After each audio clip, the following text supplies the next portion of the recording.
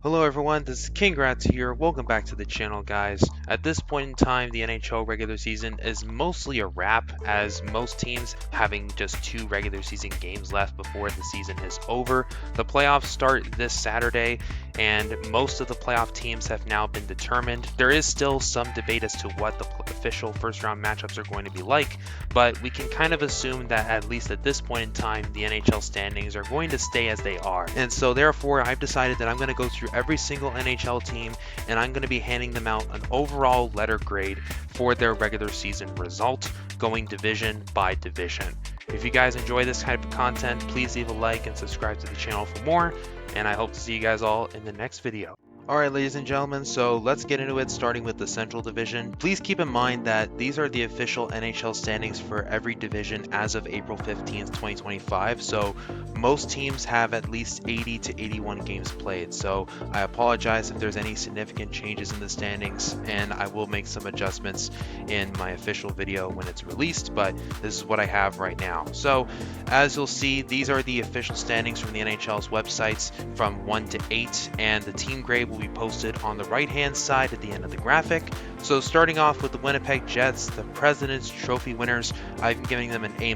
I was expecting Winnipeg to be a good team this year. A lot of people were kind of expecting them to be, I don't know, for some reason overrated or something, but you've got like the best goaltender in America in Connor Hellebuck. You've got a very solid roster that's just got so much cohesion. And honestly, the hot start they had was already like a huge like warning shot to show the league that these guys mean a lot of business, and they won the President's Trophy for the first time in franchise history, so shout out to them, right? It's a big win. The only reason why it's not an A+, I was kind of expecting Winnipeg to be a playoff team, but winning the President's Trophy does help. Just hopefully they don't get hit by that curse. The Dallas Stars up next, I'm giving them a B+. Honestly, I had Dallas winning the Central this year, so I'm a little bit disappointed, but still, 50 wins in 81 games played, 100 plus points. Pretty good. Pretty good reinforcements at the offseason and through the trade deadline. Mikko Rantanen has been a very good addition for them and has helped them kind of have a little bit more of that offensive reinforcements. You've had very good years from star players like Jason Robertson, Wyatt Johnston, Rupe Hintz. They have dealt with some injury problems on the back end, notably Demiro Heiskanen, but they've mostly cleaned up their problems back there. And I really do see them as the big contender coming out of the Western Conference going into the postseason. I just say it's a B+ because, once again, I was hoping that they were going to win the Central, so a little bit of a letdown by me, but, it's still pretty good for them. For Colorado now, I'm going to give them a B. I'm kind of disappointed only because I was expecting them to finish a little bit higher in the Central, and at the same time, it's a big letdown that they couldn't find a contract extension for Mikko Rantanen, and they really had to go through a lot of like mismatching and getting in new players via trade in order to make this team better. They completely rebuilt their goaltending that they had at the start of the season, and now they've got a pretty good tandem in Wedgwood and Blackwood. They've got a little bit more solid depth, and that's mostly because of the Mikko Rantanen trade. Getting Martin Necas and Jack Drury really helped them out there. They did get some reinforcement at the trade deadline, but not too much. And Nathan MacKinnon is in the Art Ross race, which is fantastic. And, it's still a good year. I just kind of thought that they would be a little bit higher up in the Central. And maybe that's just my bias, but I do think that the Avs are great. It's disappointing that they couldn't maintain Mikko Rantanen and keep him long term. And, they did what they had to do. Next up for Minnesota, I'm going to give them a B. I was expecting Minnesota to at least be a playoff team this year, at bare minimum be a wildcard team, so they met my expectations there. They've had a pretty solid year, and they were getting like really good contributions. It's just they had a bit of injury troubles with Kaprizov and Eric Sinak and co, and that kind of killed a bit of their position in the standings and had them drop a little bit, considering that this is a year where they kind of had to prove themselves, and this is the last year of those really big buyouts that they had with Ryan Suter and Zach Parise, I think. So hopefully next season they're going to get some serious reinforcements, and they could be a much bigger team for the Central. For St. Louis, it's a B+. Honestly, I was not really expecting the Blues to be a playoff team this year. I thought that they were going to continue in this like retool that they got going on, but they really impressed me on that ginormous winning streak that they had to just jump up the standings in the West and make it into the wild card. It's still not official that they've gotten a playoff spot yet. Calgary is still the only team that technically has a chance to catch up to them, but either way, I think that they're a really good team right now. They're the hottest team in the NHL, period. Jordan Binnington's been great. Robert Thomas, Jordan Kyrou and co. On the back end, you've got Philip Broberg, who has had a pretty solid breakout season. Dylan Holloway on that offer sheet has also looked very nice. Guys like Justin Falk are also still playing very good. So, you know, this is a team that, yeah, if assuming that they finish as a wild card, whether it's first or second, don't mess with them. Next up for Utah, the inaugural season of the Utah Hockey Club. You know, I'll give them a B minus, mainly because I wasn't really expecting them to be a playoff team this year. I was hoping that they were going to take a bigger step and maybe be more competitive and make for that playoff spot, but a little bit of tough luck. The biggest problem with the team is that they had a lack of discipline. I think they've taken a lot of penalties. Correct me if I'm wrong, but they've just had a real big problem with discipline this year. Considering what they did in the offseason, getting guys like Sergachev and Marino via trade, I was kind of hoping that they were going to take a bigger step towards a playoff spot, and they kind of, you know, just missed. They're still kind of mediocre. I mean, they had a winning record, which is definitely an improvement compared to what team where it was in Arizona. But, you know, it's only a matter of time until this team really breaks out, and hopefully they do it next year. Next up, Nashville. I'm pretty sure everybody knows what I'm going to put here. An F. It was an absolute dumpster fire this year. That terrible start basically killed their entire season. They were kings of the offseason for getting like Stamkos, Marchessault, and Brady Shea, but man, is it an absolute disaster over there. Like, they even re-signed UC Saros, and he had to shoulder a lot of the problems this year in nets, and he had a massive down year, and this team just looks absolutely awful. They didn't really do much to support themselves at the trade deadline. They did bring in Michael Bunting for some reason, but they had really bad asset management on guys like Luke Shen and stuff, and they didn't really accumulate any prospects. So I'm not really sure where the hell this team is going to go now. This just looks absolutely bad. At least they have a good draft pick for this offseason, but it's an absolute disaster for them. And for Chicago, I put them a D+. Honestly, I wasn't expecting much for Chicago. I was hoping that like guys like Bedard and whatnot could gel a little bit more. Maybe this team would be more competitive at this point, especially considering that they brought in dudes like Alec Martinez and Tyler Bertuzzi, Teuvo Teravainen to at least create a more effective supporting cast for Connor Bedard. But this team still doesn't really have it, and they're a long way away from still being competitive again. So yeah, I'm disappointed because I was expecting the team to at least be a little bit stronger, and they just did not show that this year.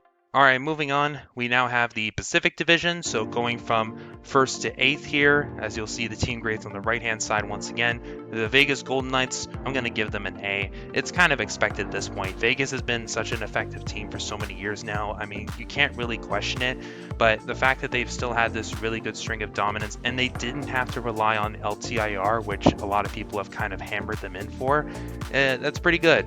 You know, A is pretty respectable. Yes, it kind of sucks that they lost like Logan Thompson and whatnot, and their goaltending is just 180 from what they had last year. But you still got pretty good players in Mark Stone, Ivan Barbashev, Jack Eichel playing really good. Shea Theodore, after coming from that injury from the Four Nations tournament, has been nice. Nick Hague, Noah Hannafin. You still got a really good team, and they're still a threat to win the cup this year no matter what. Next, we got the LA Kings. I'm going to give the Kings an A. They definitely did a good job in hindsight from what they did in the offseason. Getting rid of Dubois, bringing in Darcy Kemper has really solved their goaltending problem, and getting them 47 wins, and they're looking pretty good ahead of the Oilers right now for number 2 in the Pacific. And considering we're going to get the exact same matchup again, the Kings look like that they're a team this year that very well could upset the Oilers, who made it to the Stanley Cup final last season. For LA, they've also been a very good defensive team. They've also maintained their offense, and they've gotten meaningful contributions from younger guys like Brant Clark and Quinn Byfield breaking out, while still getting good production from guys like Anze Kopitar and Kevin Fiala and Trevor Moore and Adrian Kempe. And you know, it's a really good, deep, and balanced team. And they should definitely be a viable candidate to make it out of the first round this year. For Edmonton, I'm going to give them a B-. I'm disappointed disappointed because I was expecting Edmonton to contend for the Pacific Division this year, and while they have been consistent in being up there, it's just not really the same like caliber Oilers team. They kind of whiffed on most of their offseason additions, and their supporting cast for McDavid and Draisaitl has really not helped them out.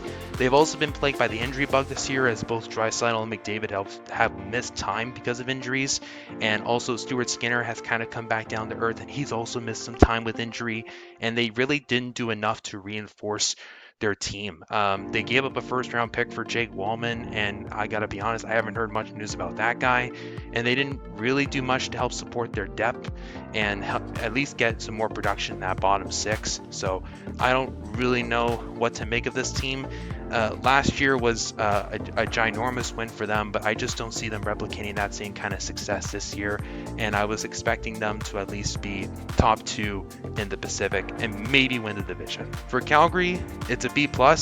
I could give them an A, but I'm going to stick with a B+. I think most people were expecting Calgary to be at the bottom of the Pacific this year and transition into a rebuild, considering the fire sale they had last season. But at the same time, I thought that they still had some sort of decent amount of talent, that they might just be mediocre still. Dustin Wolf, a rookie candidate this year for potential rookie of the year, he has played phenomenally for the Flames. Considering that they moved on from Jacob Markstrom in the offseason, really Wolf has stepped into the NHL, and he's played a very solid game so far in net.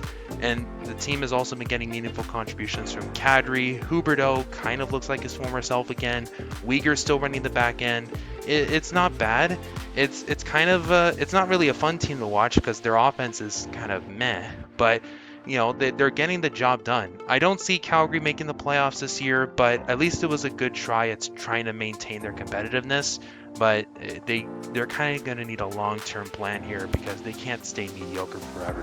For Vancouver now, I'm going to give them a D. I actually was expecting Vancouver to take a big step this year and be in that top 3 in the Pacific. Last year was a ginormous step forward, and this year was just an absolute disaster, both on and off the ice.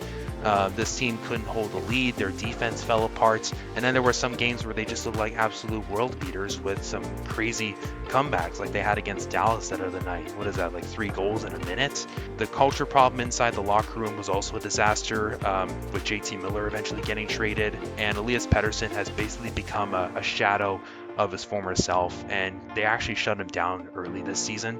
So it's just an absolute disaster over there. They're also most likely going to lose Brock Besser, as his production cratered after he could have gotten a really nice bag for the production he had last season. And the team just has completely fallen apart.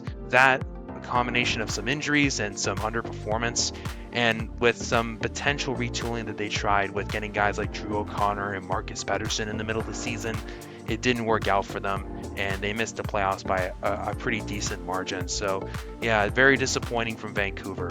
For Anaheim, I'm going to give them a C+. I mean, they're still mediocre and they're still technically rebuilding, but they have enough pieces that they should be taking the next step.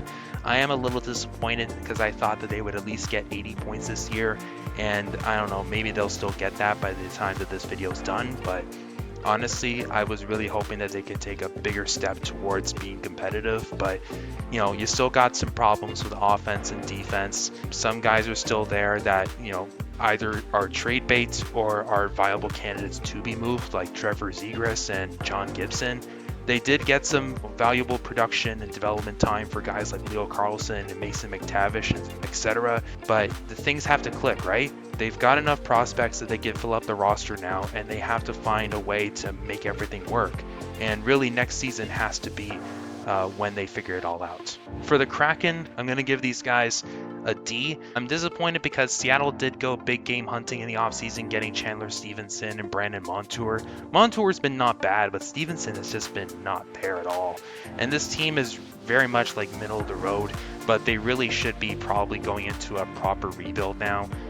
This is the second straight year where they have finished in the bottom half of the league standings and not being near a playoff spot, so I'm really disappointed in them. I don't know, some people probably would argue that they should just transition into a rebuild and get some good prospects and build from scratch, but guys like Shane Wright, for example, have been slow to develop for them, and they've also got some heavy contracts that they've now locked into.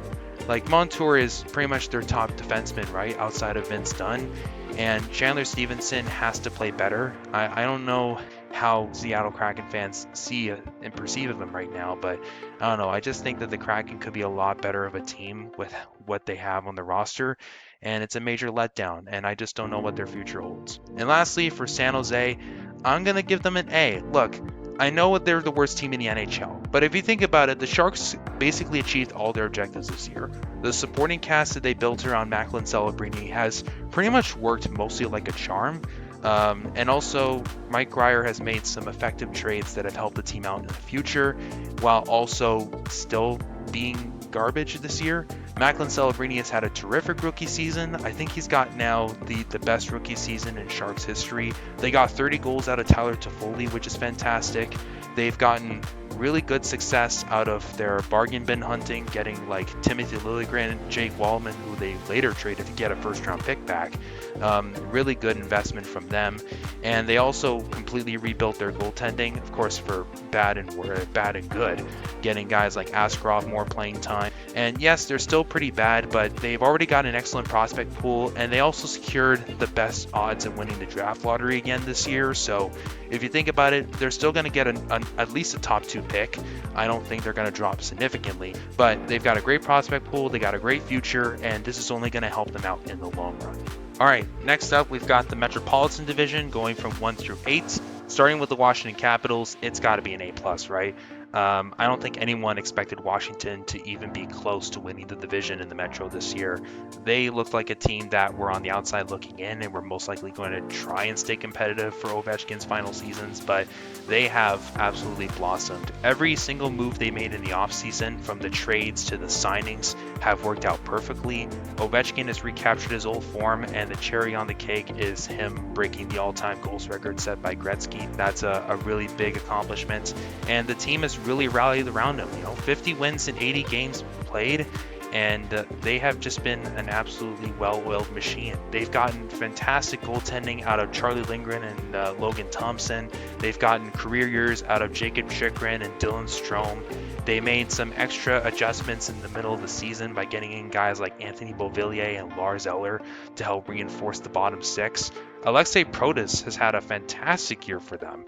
And not to mention, they are using up the LTIR money from guys like TJ Oshie and Nicholas Backstrom, which kind of sucks that they couldn't relish the moment with Ovechkin, considering how long they've been there. But you know what? They've taken advantage of that, and it's worked out perfectly. And the Capitals, I mean, most people could say that they're a playoff contender this year with how well they've played. I'll keep my expectations, kind of in the middle, but they are a team that you should not take for granted. All right, now for Carolina, I'm going to give them a B-. I was expecting Carolina to be a playoff team this year, so that's kind of why this grade is so low. At the same time, I was hoping that they would make some good improvements and take that next step forward towards winning the Metro Division this year, but they really didn't do that. Getting Mikko Rantanen was big, but after realizing that he didn't want to stick around over there, it really threw a monkey wrench into their operation, and basically trying to move on from Rantanen was such a messy situation that it basically crippled their plans for the trade deadline, and they couldn't make any reasonable moves to help fix them. So the team is now kind of looking thinner than where they were before the Mikko Rantanen trade in the beginning, and now they're still a solid playoff team. It's just that I was expecting that they would have had a more effective regular season, and that they would have been able to create a more deeper roster as the year went on to try and win the division. So that's the only reason why I have them at a B-. For the New Jersey Devils, I have them with a B. I was expecting them to be a playoff team once again this year, considering that last year they just didn't have a lot of luck. This year they should have had some improvement, especially with Sheldon Keefe behind the bench. That's really big for them. 40+ wins is great. They've gotten very good goaltending out of Markstrom this year, which is fantastic. They've gotten reasonable contributions from young guys like Luke Hughes and Simon Nemec and whatnot. Jack Hughes, Timo Meier, Nico Hischier are still playing very good for them. So you know what? It's pretty much where I was expecting them to be, at least a top 3 team in the Metro. For Columbus, I don't think how you can give them any other grade other than an A. Like the Blue Jackets, I'm pretty sure everyone was going to write off the season for them after hearing what happened to Johnny Gaudreau and his brother in the offseason, and that tragedy was completely terrible and that crushed the team's spirit. But it's really amazing how Columbus has prevailed after all of this. They're technically still in contention to try and get a playoff spot, but they need a lot to go right for them. They have to win tonight against Philadelphia, and then they have to win their regular season finale. And if they do beat Philadelphia tonight, then they have to hope that Montreal loses their last regular season game just for them to have a chance. So the odds are still stacked against them, but if they do make the playoffs, then that's a pretty good feel story for anybody. They've gotten incredible contributions from guys like Zach Werenski, who is a sneaky Norris Trophy candidate this year. Adam Ventilli has broken out very nicely for them. Boone Jenner has missed a lot of time, but he is getting back into the fold. And, you know, they've kept most of the team intact, and everybody's been playing pretty good. Even the guys that they got for like very small, like 1-year minimum deals, like James Van Riemsdyk and Zach Aston Reese, they've all played pretty decent hockey for them. So kudos to them being near a wild card spot, and they defied all my expectations for this season. For the New York Rangers now, it's an F. Let's be honest, it's got to be an F. You were a President's Trophy winning team last season, and you missed the playoffs by such a bad margin. You got to be that. I think they're the 4th team ever now to miss the playoffs the season after they won the President's Trophy. So congrats, Rangers, on the wrong side of history. This team, like they at the beginning of the season, they looked pretty good. Then they went on that terrible losing skid where I don't know, they lost like 15 out of like 19 games or something. Like it was a disaster, and ultimately that killed their playoff hopes. They've been living in mediocrity now for the last couple months, and they tried to reinforce by getting like JT Miller, for example, but then they sold a bit at the trade deadline, so it just made things very confusing for them. And you know what, considering that they were supposed to be a big time playoff contender at the beginning of the season, it's a massive letdown. Next up, the New York Islanders. It's going to be a C-. I was kind of expecting the Islanders to maybe be around a wild card spot, but I just didn't really take them too seriously. Like, they've got some good players on there, but they kind of needed a lot to go right in order for them to make the playoffs this year. Like, Ilya Sorokin had to be on this game. They needed big contributions from guys like Noah Dobson and Kyle Palmieri and Matt Barzal. And the thing is, they've just got an old roster. Patrick Waugh behind the bench hasn't really helped the team out, and they're like, I think, one of the worst teams when it comes to both sides of the special teams, like both in the power play and penalty kill, and that's really plagued them this year. They have relied on also a couple of rookies to step into the lineup due to a number of injuries, and that kind of killed their season. I was hoping that maybe they would sell at the deadline just to help themselves out and get some prospects to help go into like a minor retool, but they didn't really do that, and unfortunately they're going to be stuck in the middle of the draft this year. For Pittsburgh, it's got to be a C. I was expecting the Penguins to once again kind of get close to bottoming out this season. I just don't really have faith in this core, and it's a shame that they're wasting the last few years of Sidney Crosby's excellence. They still have like some good veterans on this team, but it's just been an absolute disaster outside of like Crosby's closest friends and whatnot.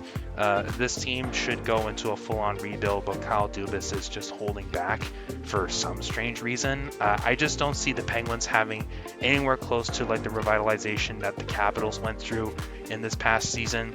It's looking like it's going to be a long, treacherous road to rebuilding for the Penguins for the short term and long term. And lastly, for Philadelphia, I'm going to give them a C-. I was expecting that they would at least try to bottom out this year, but they stayed competitive for most of the season, and they didn't really give up until about the Four Nations break, when they started selling off at least some of their guys and then taking on some bad contracts at the trade deadline. But honestly, they should have probably bottomed out earlier in the season, because they are technically in a rebuild, right?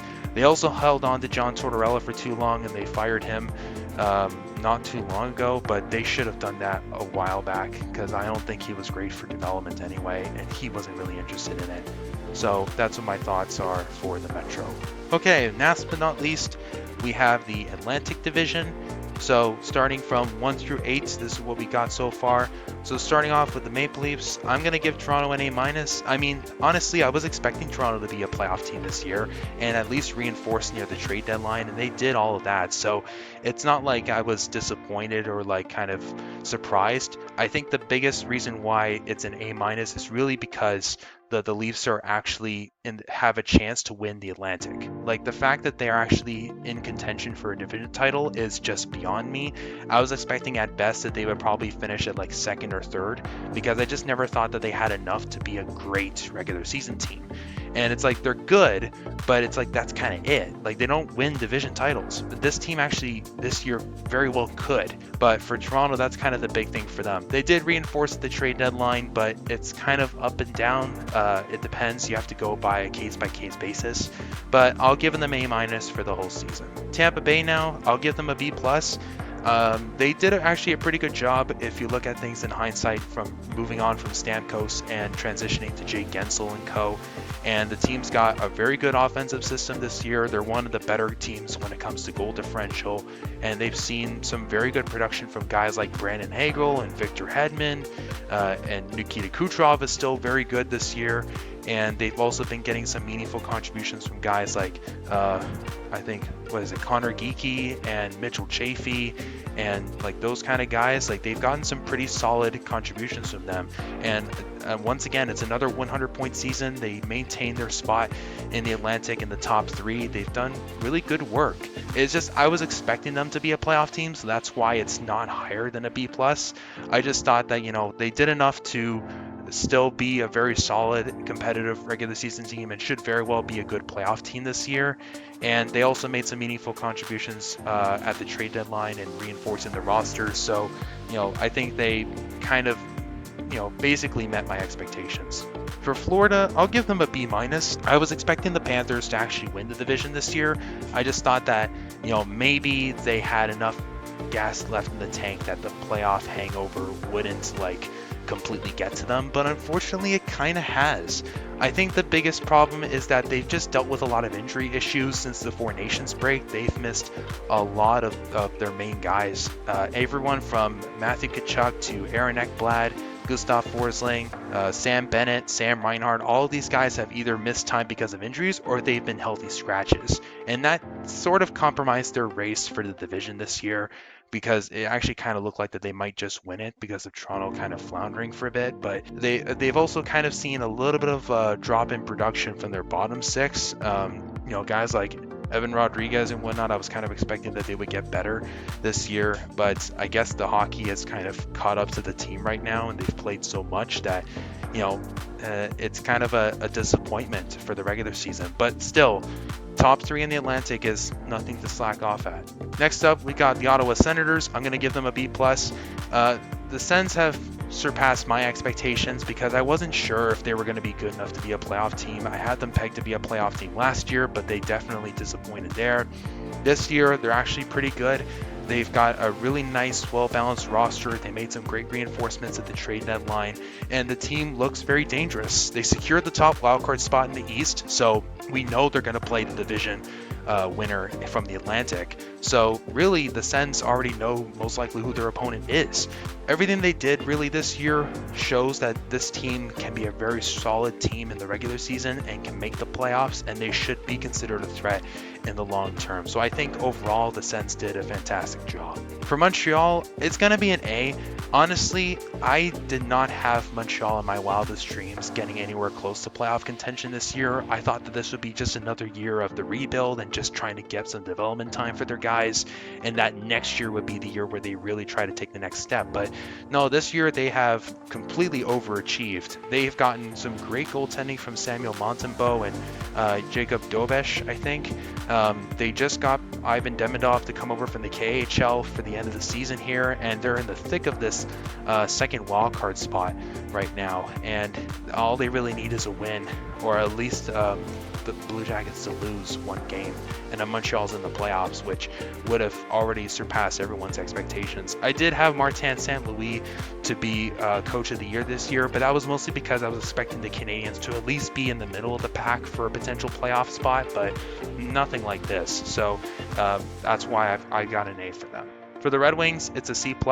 I was expecting Detroit to be good this year. They made some notable additions in the offseason, and I thought like guys like Vladimir Tarasenko could gel very well with this team, but things just did not look really good. It's just really disappointing. I was expecting a lot more from them. They're mediocre, and once again, they missed the playoffs, and I just don't know how things are going to go in the future.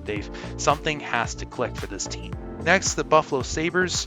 It's got to be a D. Like, again, these guys are absolutely terrible. They've mostly been in the bottom of the Atlantic for the duration of the season. They only recently got to seventh because of the Bruins actually bottoming out properly. But for the Sabres, it's just a lot of inconsistency and a lot of underperformance from the team as a whole has really compromised them. They tried to sell at the deadline, but it was mostly like giving up guys for like a change of scenery. So moving on from Dylan Cousins was really big, and getting in Josh Norris, I guess, is okay, but they didn't really do much outside of that. I think they did extend guys like Jason Zucker, and honestly, that's all they really did, and I just don't think that's enough. Like, they need to do something drastic here. And lastly, the Boston Bruins. I'm going to give them a C. For Boston, I mean, honestly, I was expecting them to be a playoff team this year, and the fact that they fell off so badly is just really unprecedented. And the only reason why this isn't a D is because they actually did a decent job at the trade deadline. They got rid of most of the guys who were very valuable, like Brad Marchand and Brandon Carlo, Charlie Coyle, and whatnot. And they have at least secured themselves some prospects that they could build off of, but they still have a pretty weak prospect pool, and they're going to have to probably transition into some sort of rebuild for the short term at least. But at least they've still got some sort of group that they can work on. So David Pastrnak, Morgan Geekie, for example. They still have Jeremy Swayman, but he had a bit of a down year this season. That's really the only reason that it's not a D here, is because of the fact that they did pretty good at the trade deadline. Anyway, guys, so that's all I got. Thank you guys so much for watching, and I'll see you all in the next video.